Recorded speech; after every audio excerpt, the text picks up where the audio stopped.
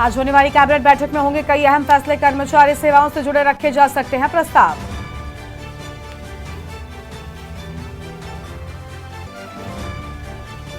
Investor summit से खुलेंगे विकास के द्वार। सीएम ने एयरपोर्ट से एफआरआई तक किया तैयारियों का निरीक्षण।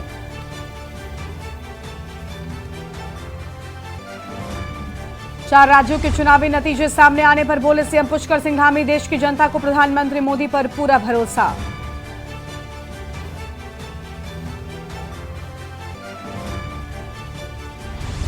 मिजोरम के राज्यपाल की एडीसी बनी उत्तराखंड की मनीषा, देश की पहली भारतीय महिला सशस्त्र बल अधिकारी बनी।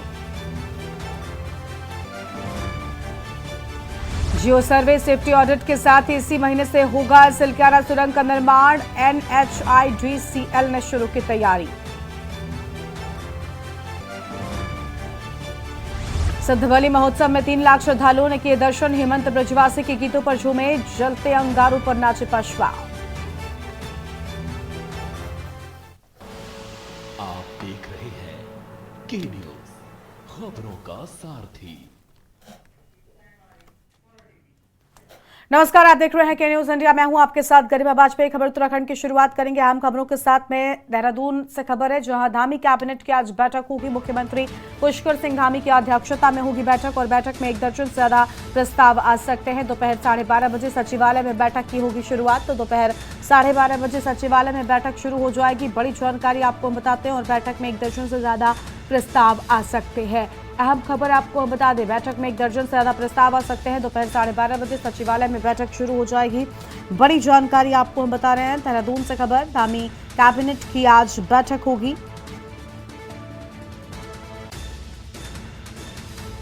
तो धामी कैबिनेट की आज होगी अहम बैठक की बड़ी जानकारी आपको हम बता दें।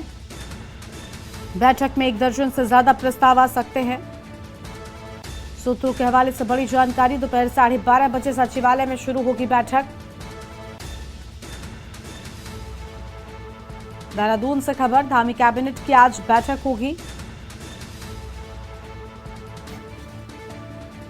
मुख्यमंत्री पुष्कर सिंह धामी की अध्यक्षता में होगी कैबिनेट की बैठक। 1 दर्जन से ज्यादा प्रस्ताव आ सकते हैं बैठक में। सूत्रों के हवाले से ये जानकारी सामने आई है। दोपहर 12:30 बजे सचिवालय में बैठक शुरू होगी।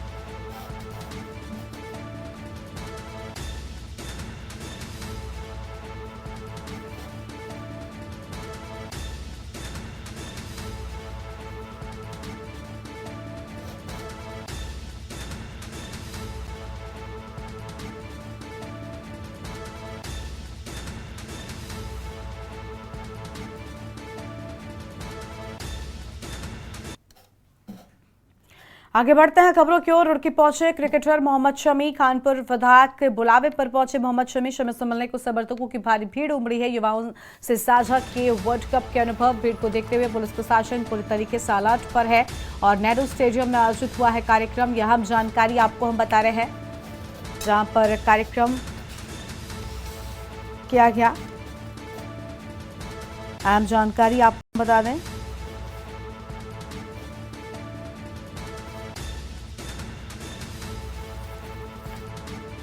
नेहरू स्टेडियम में कार्यक्रम आयोजित किया गया है। क्रिकेटर मोहम्मद शमी पहुंचे हैं। रुड़की पहुंचे भारतीय क्रिकेटर मोहम्मद शमी।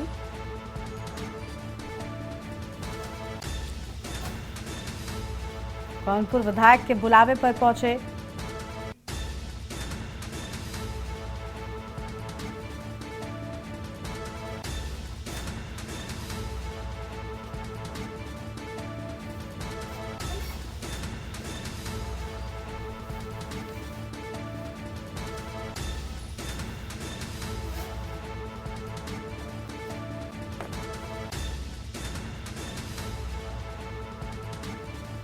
तो भीड़ को देखते हुए प्रशासन अलर्ट रहा है नेहरू स्टेडियम में आयोजित हुआ कार्यक्रम, यह हम जानकारी आपको हम बता दें। और रुड़की पहुंचे भारतीय क्रिकेटर मोहम्मद शमी।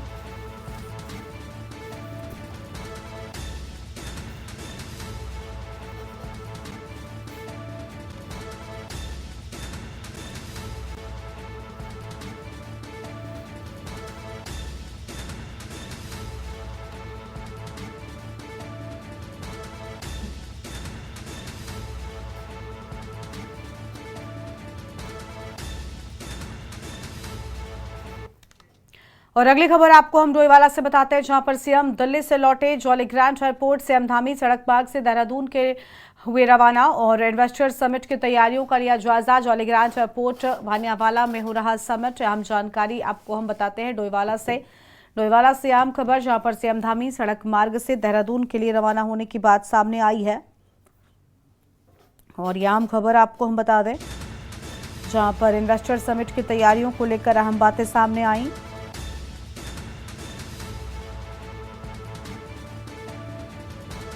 और फिलहाल ये बड़ी जानकारी आपको हम बता दें।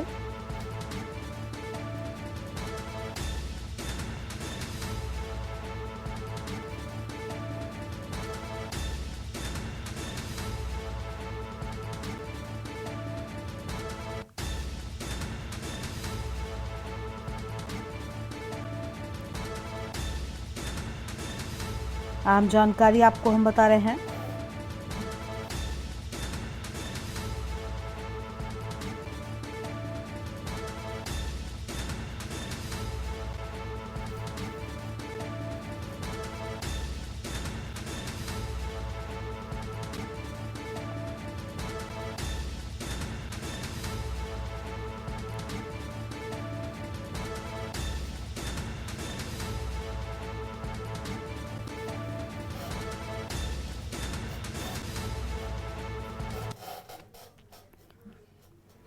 आगे बढ़ते हैं खबरों की ओर। उत्तराखंड में 8 और 9 दिसंबर को होने जा रही ग्लोबल इन्वेस्टर समिट का प्रधानमंत्री नरेंद्र मोदी उद्घाटन करेंगे। राज्य सरकार लंबे समय से इस समिट के लिए पूरे जोर शोर से तैयारियों में जुटी हुई है।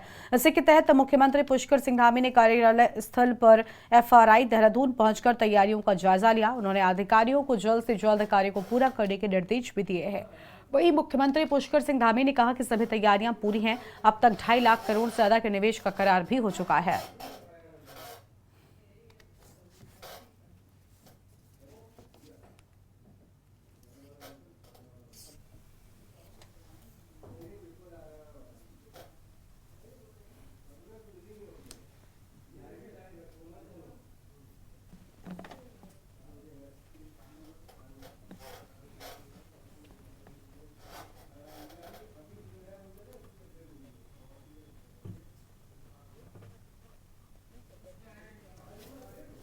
समिट हमारे राज्य के लिए बहुत महत्वपूर्ण है, जहां इससे निवेश तेजी से आ रहा है और 2.5 लाख करोड़ के अभी तक हमारे करार भी हो चुके हैं।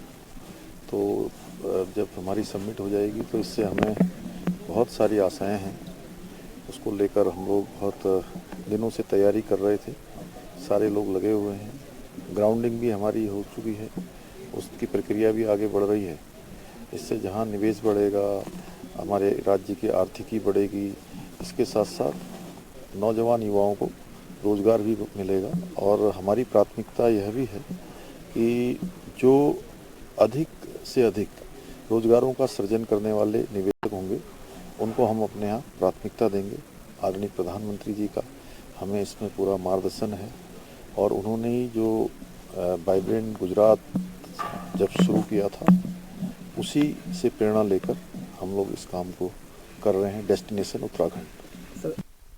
खबर उत्तरकाशी से है, जहां पर बडकोट नगरपालिका अध्यक्ष अनुपमा रावत ने कहा कि उनके 5 साल के कार्यकाल में नगरपालिका क्षेत्र में ऐतिहासिक और उल्लेखनीय विकास के काम हुए हैं। विकास और निर्माण कार्यों की रोशनी से नगर क्षेत्र जगमगाया है। तो वहीं उनके अथक प्रयासों से 75 नाली भूमि नगरपालिका के नाम कराई गई है। पालिका को उस भूमि के मिलने से कई महत्वपूर्ण कार्य संपन्न किए गए। नगरपालिका सभागार में पत्रकार वार्ता को संबोधित करते हुए बडकोट नगरपालिका अध्यक्ष अनुपमा रावत ने कहा कि नगर क्षेत्र में खेल मैदान का अभाव था, जिसके लिए उन्होंने बडकोट गांव रामलीला मैदान के पास 40 नाली भूमि पालिका के नाम कराकर 120 मीटर लंबा व 100 मीटर चौड़ा बहुउद्देशीय खेल मैदान तैयार किया है।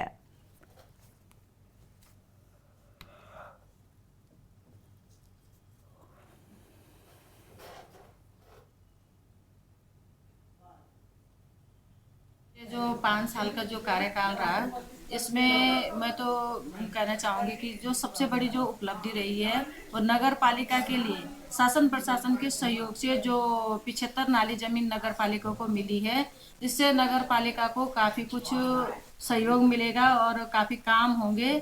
और दूसरा जो है, हमारे बड़कोट में कहीं पे भी बच्चों के खेलने के लिए या किसी कार्यक्रम के लिए कोई स्थान नहीं था, तो ऑलेदर का मलमा डाल के इतना बड़ा खड्ड भरा है जहाँ पे कि जो है 120 मीटर और लंबा और 100 मीटर लगभग चौड़ा जो है वो ये खेल मैदान का निर्माण हुआ। पौड़ी के पढ़ानी थाना क्षेत्र के अंतर्गत आने वाली मां बुखाल कालिका मंदिर में मेले का आयोजन किया गया, जिसको लेकर मंदिर समिति व जिला प्रशासन द्वारा तैयारियां पहले ही पूरी कर ली गई थी। मंदिर समिति के अध्यक्ष ने बताया कि हजारों की संख्या में भक्त मां भूखाल कालिका के दर्शन करने के लिए मंदिर प्रांगण में पहुंच रहे हैं। उन्होंने कहा कि शाम होते ही आंकड़ा बढ़ता रहेगा। वहीं मां के दर्शन करने के लिए पहुंचे कैबिनेट मंत्री डॉक्टर धन सिंह रावत ने कहा कि इस साल भक्तों की संख्या को देखते हुए आधा किलोमीटर पार्किंग की व्यवस्था मंदिर प्रांगण के बाहर की गई है, जबकि आने वाले समय में 1 किलोमीटर तक पार्किंग की व्यवस्था की जाएगी। इसके साथ ही मंदिर को भव्य रूप देने की रूपरेखा भी तैयार कर ली गई है।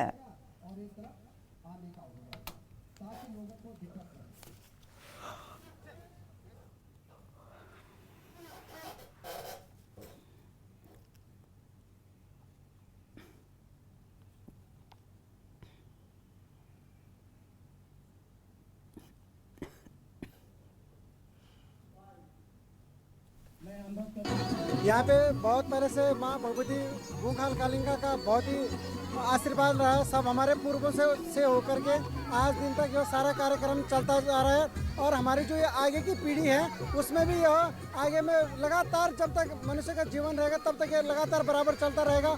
और ये भूखाल कालिका की मान्यता बहुत पहले से ही है और आगे भी भविष्य में भी यही मान्यता रहेगी। और यहाँ पे इस भूखाल प्रांगण में मैं आप सब लोगों का हार्दिक अभिनंदन व धन्यवाद करता हूँ। यहाँ पे हर साल भूखाल का मेला यहाँ के स्थानीय लोग बहुत अच्छे ढंग से करते हैं। हजारों लोग इस मेले में शरीक होते हैं। यहाँ पे देव डोलियाँ आती हैं। हमने आधा किलोमीटर की पार्किंग की व्यवस्था तो इस साल कर दिया है, लेकिन अगले साल हम 1 किलोमीटर के यहाँ पे पार्किंग बनाने जा रहे हैं ताकि 1000 गाड़ियों की यहाँ पे पूरी व्यवस्था हो जाए। और माँ भगवती की कृपा ऐसी है कि अब यहाँ पे एक नया भव्य मंदिर बनने जा रहे हैं। उसका आज यहाँ पे जो है हमने जनता के बीच में इस मंदिर को दिखाया है। और माँ भगवती के सामने जैसे कि आपने कहा कि यहाँ पे बलि प्रथा थी, लेकिन सने सने जो यहाँ के हमारे भक्तगण हैं उनके हृदय परिवर्तन हुए, सात्विक पूजा यहाँ पे होने लगी और काफ़ी लोगों का प्रयास भी था ये कि यहाँ पे मतलब जो बलि प्रथा है उसके थोड़ा अच्छा नहीं लग रहा है, तो सात्विक में यहाँ पे पूजा होने लगी। बहुत दूर दूर से यहाँ माँ भगवती के दर्शनों के लिए लोग आते हैं और माँ भगवती उनके मनोकामनाओं को पूर्ण करती है।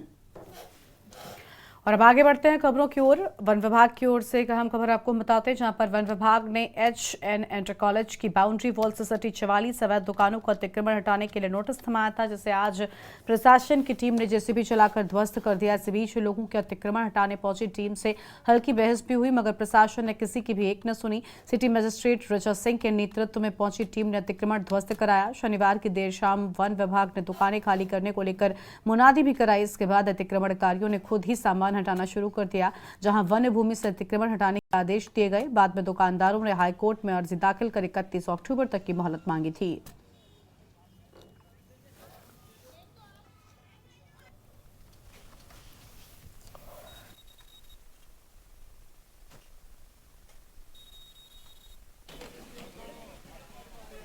ये सर देखिए, हमारी तो यहाँ 30-35 साल पुरानी दुकानें हैं, कुछ 25 साल 30 साल मतलब ये HN स्कूल ने हमें मतलब बना के दी थी। हम लोग अवैध नहीं थे, लेकिन क्या है परिस्थितियाँ अनुकूल हुई हमारे, मतलब जो लीज थी वन विभाग की वो खारिज हुई और HN से खारिज हो गई, इसलिए HN ने हाथ खड़े कर दिए, बोले हमें कोई इससे मतलब नहीं है। तो इसलिए हम व्यापारियों का तो बहुत बड़ा नुकसान है सर। अब हम चाहें कहाँ, ये बताइए कि एकदम व्यापारियों को उजाड़ना और ये बहुत बड़ी समस्या है, रोजी रोटी का संकट खड़ा हो जाता है। अब बेरोजगार तो हम जीरो से चालू होंगे। अब हमारे लिए मतलब सरकार ने कोई हमको जो है राहत नहीं दी किसी प्रकार की। सर हम इतना परेशान है, मतलब तुम्हारा 2000 के 2000 से हम यहाँ पे रह रहे हैं, 21 साल हो गए। सारा कारोबार हमने यहाँ जमाने के बाद आज सर हम बेरोजगार हो गए हैं। सर हम परेशान बहुत हैं। इसके अंतर्गत जो 44 दुकानें हैं लगभग, और उनको हटाने की आज यहाँ पर कार्रवाई हो रही है। इनकी लीज समाप्त हो गई है, पूर्व में भी हटाने की कार्रवाई की गई थी। तो मामला जो है इसमें उच्च न्यायालय में गया था। माननीय उच्च न्यायालय के में इनको कुछ समय प्रदान किया गया, समय सीमा अभी समाप्त हो चुकी है। उसके बाद यहाँ पर फॉरेस्ट्री के द्वारा इसको हटाने की कार्रवाई की गई, जिसमें पुलिस और प्रशासन की टीम यहाँ पर जो व्यवस्था बनाने के लिए मौजूद है। कितनी दुकानें हैं, कब से यहाँ पे? ये 44 दुकानें हैं और इनकी काफ़ी पुरानी लीज थी, जिसकी समय सीमा समाप्त हो गई थी। लीज अभी इनकी प्रेजेंट में नहीं रही थी और बीच में भी मामला हमारे न्यायालय में चला गया था। उसके बाद वहाँ से भी जो उनको समय सीमा मिली थी वो भी समाप्त हो गई है। उसके बाद आज इसको हटाने की कार्रवाई की जा रही है। 44 दुकानें कुल हैं और 1965 की इसमें लीज़ दी गई थी HN इंटर कॉलेज के नाम पे। तो HN इंटर कॉलेज को हमने लीज़ दी थी। उसके बाद ये दुकानें जो हैं अवैध रूप से बनी हुई थी। काफ़ी लंबे समय तक इसका जो केस हुआ, उसके बाद हम लोगों ने इनको नोटिस दिया। नोटिस देने के बाद ये लोग माननीय उच्च न्यायालय में गए। तो माननीय उच्च न्यायालय ने इनको 4 महीने का समय दिया और 4 महीने के समय में इनके द्वारा खुद ही अंडरटेकिंग दी गई थी कि ये खुद ही दुकानों को स्वतः ही खाली कर देंगे। रामनगर राजकीय महाविद्यालय के सभागार में स्टील हंटर्स संस्था के द्वारा उत्तराखंड योग उत्सव का आयोजन किया गया और कार्यक्रम में उत्तराखंड के विभिन्न जिलों से बच्चों ने प्रतिभाग किया है। कार्यक्रम में पहुंचे इंडोनेशिया से पद्मश्री इदराशी पुत्र मनु आवा ने प्रतिभाग करते हुए योग के माध्यम से बच्चों के द्वारा दिखाई गई प्रतिभा की जहां एक और जमकर प्रशंसा की है, तो वहीं उत्तराखंड की संस्कृति को देखकर भी काफी अभिभूत हुए। 2020 में भारत के राष्ट्रपति द्वारा इंडोनेशियाई निवासी इदराशी पुत्र मनु आवा को पद्मश्री अवार्ड से सम्मानित किया गया था।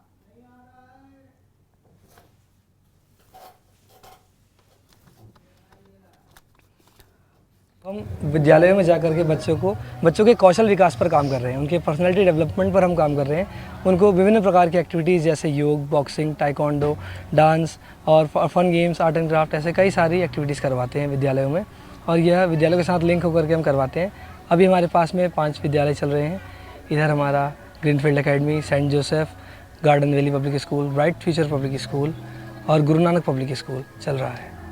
देखिए, ये कार्यक्रम आज स्किल हंटर्स के बीच में कराया जा रहा है। जैसे कि आप देख रहे हैं, हमारे सदस्य हमारा भुवनेश जोशी जी और प्रेम बोरा जी, ये 2 छात्र हमारे इस रामनगर शहर के लिए एक वरदान स्वरूप हैं, जिनके तत्वाधान में या उनके कहिए कि उनके नेतृत्व में यह कार्यक्रम आज हम लोग रामनगर में करा पा रहे हैं। और बहुत भाग्यशाली हम लोग कि आप दोनों बच्चों की एक अच्छे स्वभाव से या उनके नेतृत्व से या उनके अच्छे लिंक से कि आज हमारे बीच इंडोनेशिया से 2 मुख्य अतिथि पहुँचे हैं, जिसमें श्री एक तो हमारे पद्मश्री इंदिरासी पुत्र जो मनोवा जी और दूसरे हमारे हैदरा जी पहुँचे हुए हैं, जो कि दोनों ही इंडोनेशिया से हैं। और बहुत बड़ी बात है कि देखिए कि जैसा हम जानते हैं कि भारतीय संस्कृति जितनी भारत में है उससे कई गुना ज़्यादा इंडोनेशिया में भी हमारे लोग वहाँ पर रहते हैं। सितारगंज सब डिस्ट्रिक्ट हॉस्पिटल का पूर्व मुख्यमंत्री विजय बहुगुणा और उत्तराखंड सरकार में कैबिनेट मंत्री सौरभ बहुगुणा ने विधिवत पूजन अर्चन कर फीता काटकर शुभारंभ किया है। बता दें कि सितारगंज सटकुल की कंपनी बालाजी एक्शन द्वारा सितारगंज का 90 बेड का अस्पताल बनाया गया, तो वही उत्तराखंड के पूर्व मुख्यमंत्री विजय बहुगुणा और उत्तराखंड सरकार में कैबिनेट मंत्री सौरभ बहुगुणा ने सितारगंज में सब डिस्ट्रिक्ट हॉस्पिटल का विधिवत पूजा अर्चना कर फीता काटकर शुभारंभ किया। और साथ ही शुभारंभ के दौरान कैबिनेट मंत्री सौरभ बहुगुणा ने बालाजी एक्शन कंपनी का धन्यवाद करते हुए क्षेत्र की जनता को हाईटेक हॉस्पिटल बनाने पर बधाई दी है और साथ ही कहा कि सितारगंज क्षेत्र में 90 बेड का हाईटेक सब डिस्ट्रिक्ट हॉस्पिटल बनाने के बाद सितारगंज क्षेत्र की जनता को बेहतर स्वास्थ्य सुविधाएं मिल सकेंगी, जिसके सितारगंज क्षेत्र की जनता को बेहतर इलाज के लिए अपने सितारगंज क्षेत्र से बाहर नहीं जाना पड़ेगा।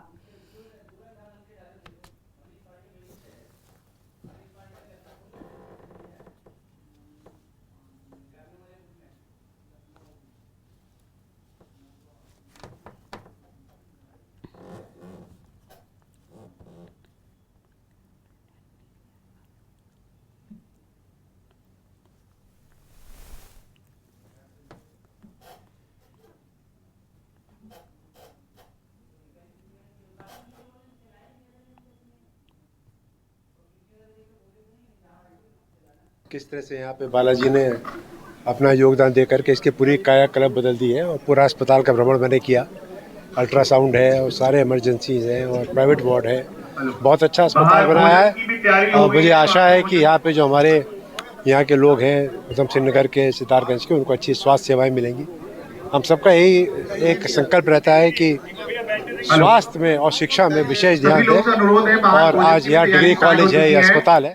सौरभ को बधाई दूंगा, ये यहाँ पे जो है जन भावनाओं के अनुसार बहुत अच्छा काम कर रहे हैं। अच्छा होगा, सुविधाएं होंगी और आदमी कर्मठ होगा तो विकास अपने आप होता है। और आज सबसे पहले तो मैं बहुत ही खुशी का दिन हमारी पार्टी के लिए कि राज्यों के चुनाव में मोदी जी ने जो है वो फिर से परचम फहराया है और सरकार बन रही है। बात करता हूँ एनकेजी जी का, विनय भाई का, समझ टीम का, कि जब हम 3 साल पहले इनके पास एक प्रपोजल लेके गए थे कि हमारे सितारगंज अस्पताल को आप अडॉप्ट करके और उसको कहीं ना कहीं एक अच्छा हाईटेक अस्पताल हमारे लिए बना के जो उसमें सुविधाएं हो बनाइए, तो उन्होंने बहुत बड़ा दिल दिखाते हुए एक प्राइवेट कंपनी होने के बाद उन्होंने हमारे अस्पताल को अडॉप्ट किया और लगभग 6 से 7 करोड़ रुपए इस अस्पताल को उन्होंने दिए CSR फंडिंग से, जिसकी वजह से आज हम कहीं ना कहीं सब डिस्ट्रिक्ट अस्पताल का दर्जा भी पा पाए हैं, क्योंकि 60 बेडेड एक फुल्ली एयर कंडीशन हमारे ICUs हैं, हमारे OTs हैं, हमारे बच्चों का OT है, हमारे पास फीमेल और मेल वार्ड्स हैं, हमारे पास आज अल्ट्रासाउंड मशीन भी इन्होंने हमारे अस्पताल को गिफ्ट करी है, उसके लिए भी मैं इनको बहुत बहुत धन्यवाद करता हूं। और हमेशा एक कोशिश हमारी रही है कि स्वास्थ्य और एजुकेशन 2 ऐसी फील्ड हैं जिनमें सितारगंज में बहुत अच्छा काम होना चाहिए, क्योंकि इस एजुकेशन से हमारे देश का भविष्य बनता है, एजुकेशन से हमारे उत्तराखंड के बच्चों को कहीं ना कहीं आगे बढ़ने में राह आसान होती है।